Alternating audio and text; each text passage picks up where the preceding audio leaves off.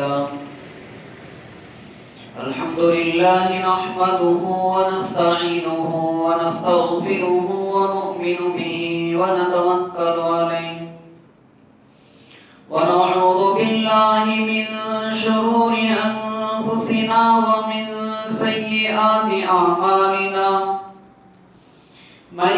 يهده الله فلا مضل له ومن يضلله فلا هادي له ونشهد أن لا إله إلا الله وحده لا شريك له ونشهد أن سيدنا وسندنا ونبينا ومولانا محمدا عبده ورسوله أما بعد أعوذ بالله من الشيطان الرجيم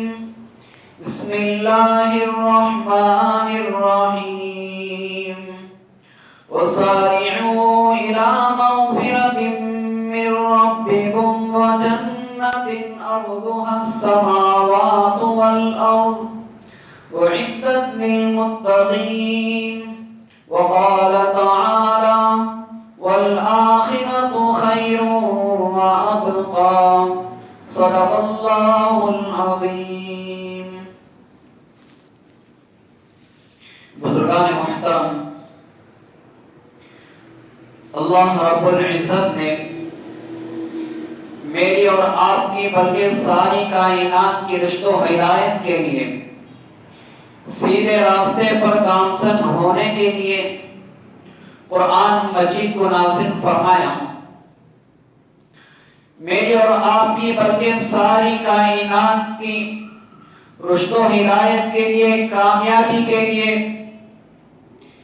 اللہ نے محمد صلی اللہ علیہ وسلم کو اپنا رسول اور نبی بنا کر اس دنیا میں مبعوث فرمایا. قرآن مجید اور احادیث شریفہ کے اندر جتنے چیزیں ہیں، جتنے احکامات ہیں، اگر کوئی آدمی اس کے مطابق زندگی گزارے گا تو یقیناً اللہ تبارک و تعالیٰ اس کی دونوں جہانی کامیابی عطا فرمائیں گے، دنیا کی کامیابی اور آخرت کی زندگی کی کامیابی. والآخرت خیر وابقا، آخرت کی زندگی بہترین اور اچھی اور ہمیشہ رہنے والی زندگی ہے، کبھی ختم ہونے والی زندگی نہیں، جس کا انسان کے اندر، دل و دماغ کے اندر تصور بھی نہیں ہوتا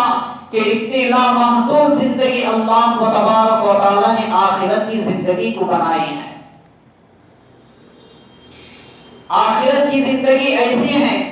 کہ آخرت کی زندگی میں کبھی شام نہیں ہوتی، تو ایسی زندگی کہاں سے فنا ہونے والی ہے؟ لامحدود زندگی، کس کا اس آخرت کی زندگی کا کوئی کنارہ ہی نہیں ہے. ایسی زندگی میں اللہ تبارک و تعالی انسان کو کامیاب کرنا چاہتے ہیں. الغرض،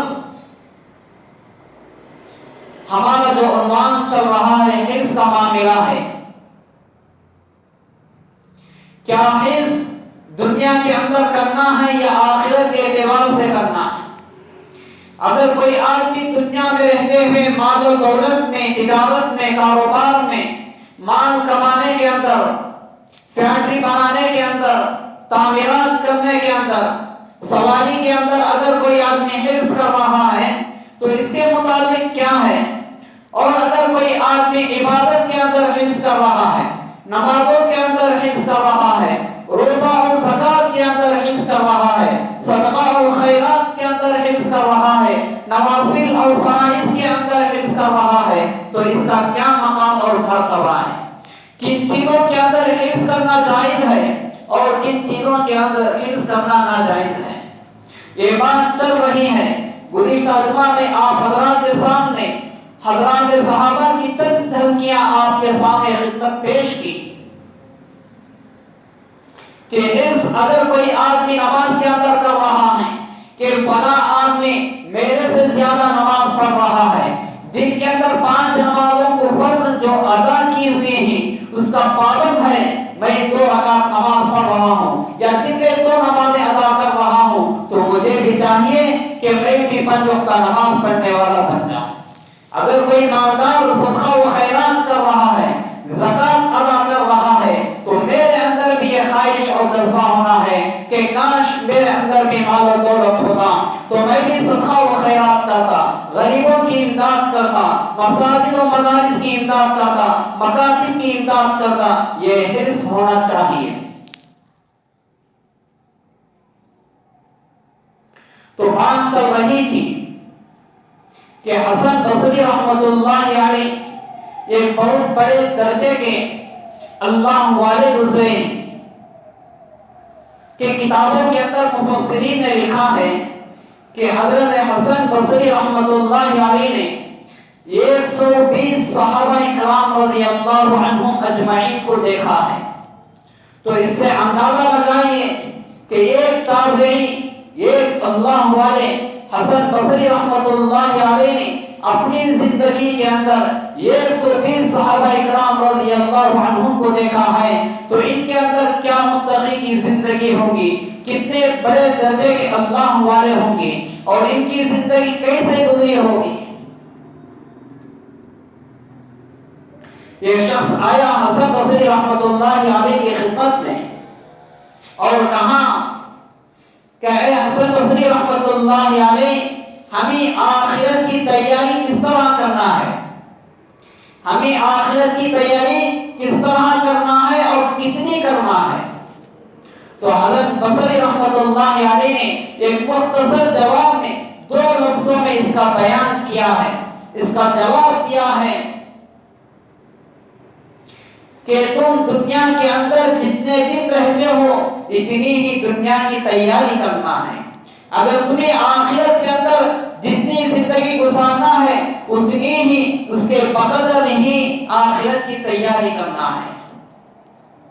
مثال کے طور پر یوں سمجھیے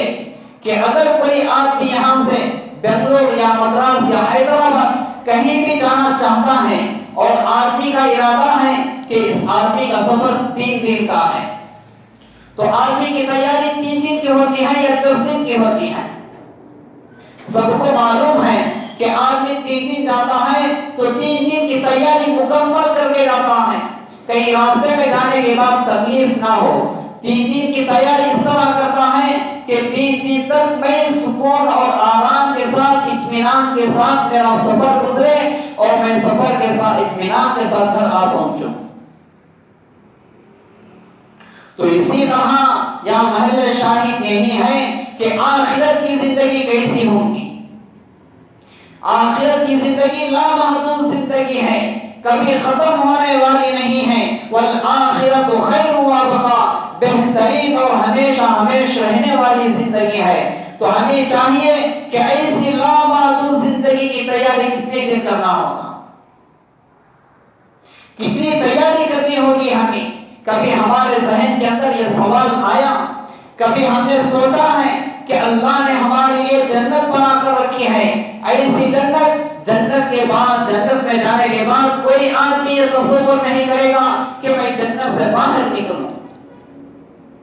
ایسی عیش و آرام کی زندگی اللہ تبارک و تعالی نے جنت کے اندر بنا رکھی ہے۔ حدیث میں آتا ہے کہ جب بندہ جنت کی نعمتوں کو دیکھتا ہے، جنت کے عیش و عشرت کی زندگی کو دیکھتا ہے، تو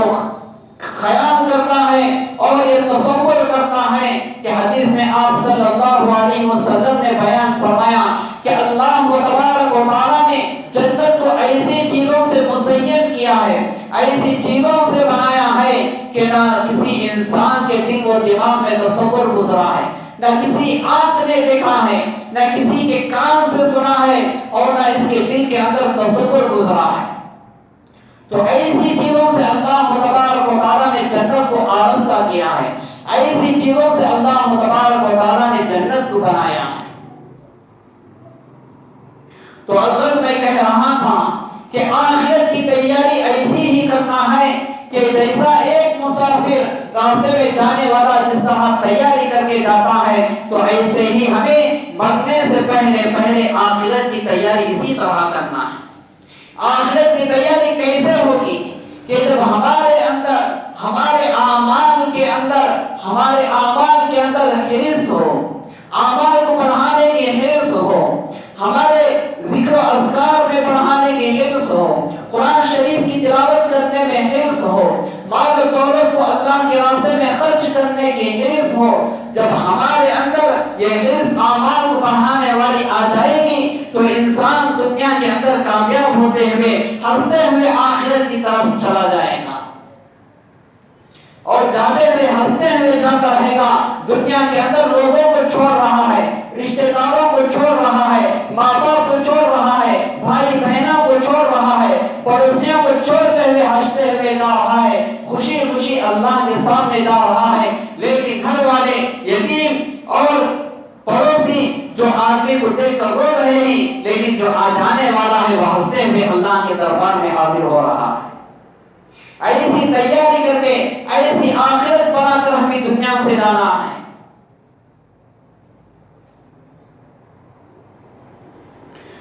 تو ایک بنو امیہ کے ایک بادشاہ، بہت بڑا بادشاہ گزرا ہے، اس کا نام جو ہے سلیمان بن عبد الملک ہے۔ اس زمانے کے جو بادشاہ تھے ان کا تعلق جو تھا علماء اور صلحاء سے ہوتا تھا، اللہ والوں سے ان کا تعلق ہوتا تھا، اور ان کی فکر آخرت کی فکر ہوتی تھی، دین کی فکر ہوتی تھی۔ تو انہوں نے سلیمان بن عبد الملک رحمۃ اللہ علیہ ایک بادشاہ گزرے ہی، ان کو ایک فکر ہوئی کہ میں حج کا موقع ملا تو حج کے سفر میں نکل گئے، حج کو گئے۔ حج کو جانے کے بعد، حج کے ارکان ادا کرنے کے بعد ان کے دل میں خواہش ہوئی، تو ان کے خدام سے کہا کہ یہاں مکہ المکرمہ کے اندر کوئی اللہ والے ہیں، میری تمنا اور خواہش ہے کہ میں ان سے جا ملوں، میں ان سے ملاقات کروں۔ تو خدام نے مکے کے اندر، کعبۃ اللہ کے اندر تلاش کیا کہ کوئی اللہ والے ہیں یا کوئی بزرگ ہیں کہ ہمارے بادشاہ سلیمان بن عبد الملک ان سے ملنا چاہتے ہیں۔ تو خدام نے تلاش کرنے کے بعد ایک بہت بڑے اللہ والے ملاقات ہوئی، ان سے جانسائی پہچانت ہوئی، تو ان سے جا کر ملے۔ ان اللہ والے کا نام یہ ہے کہ ابو حزام انصاری رحمۃ اللہ علیہ، جو مکہ المکرمہ کے اندر تھے۔ تو ان سے ملاقات ہوئی، ان کے دربار میں جا کر کہا کہ ہمارے بادشاہ سلیمان بن عبد الملک ہیں، جو مکہ المکرمہ میں آ کر ہیں، آپ سے ملنے کی خواہش کرتے ہیں، آپ سے ملاقات کرنے کی خواہش کرتے ہیں۔ تو ان والوں نے جیسے ہی سنا تو انہوں نے کہا کہ خدام سے جاؤ، بادشاہ سے کہو کہ میں خود ہی بادشاہ کے دربار میں حاضر ہو کر ملاقات کرتا ہوں، میں ہی آ کر خود ملتا ہوں۔ تو خدام نے بادشاہ سے کہا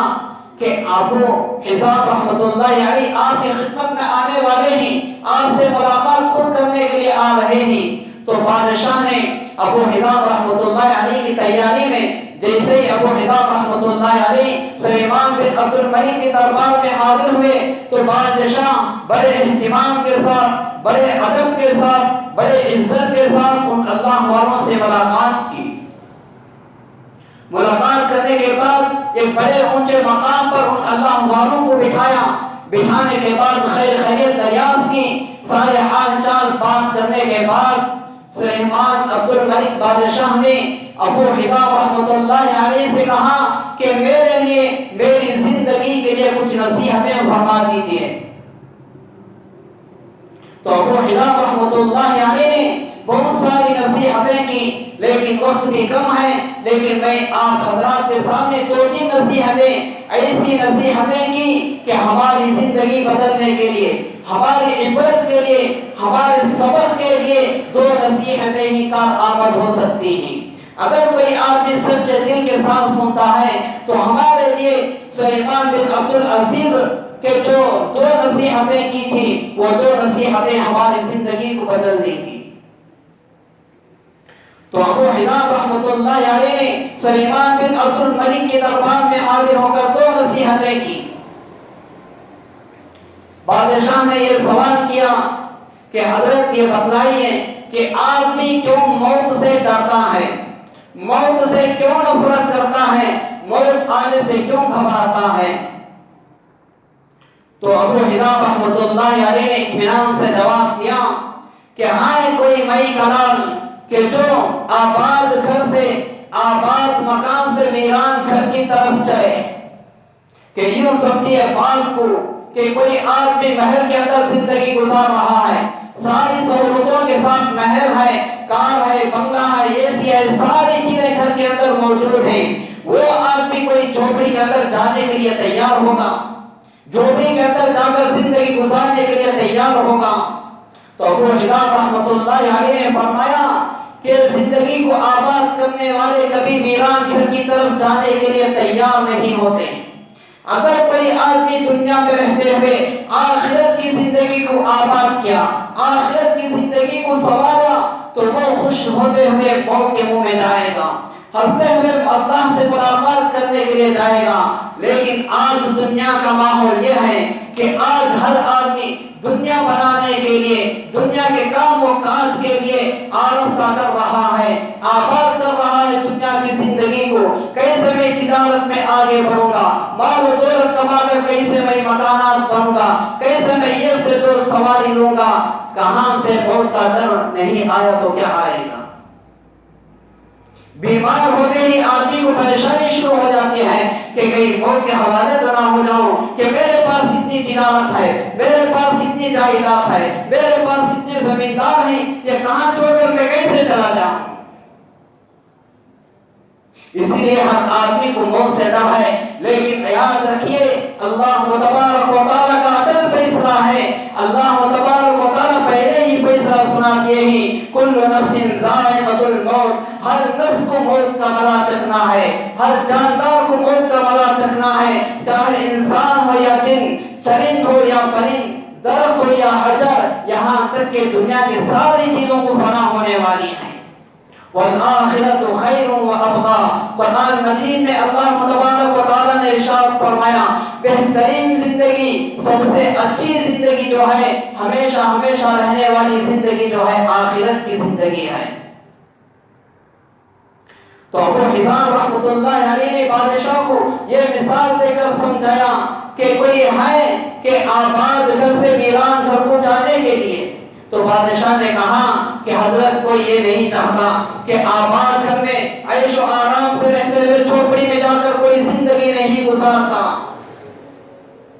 تو حضرت ابو حذافہ رحمۃ اللہ علیہ نے سلیمان بن عبد الملک کو یہی نصیحت کرتے ہوئے فرمایا کہ ہماری زندگی ہی ایسی زندگی ہے کہ ہمیں جو آخرت کی زندگی، جو لامحدود زندگی ہے، اس زندگی کو آباد کرنا ہے، اور دنیا کی زندگی کیسی بھی گزر جائے لیکن ہماری زندگی، اصل زندگی آخرت کی زندگی ہے۔ اس کے بعد سلیمان بن عبد الملک نے ابو حذافہ رحمۃ اللہ علیہ سے دوسرا سوال یہ کیا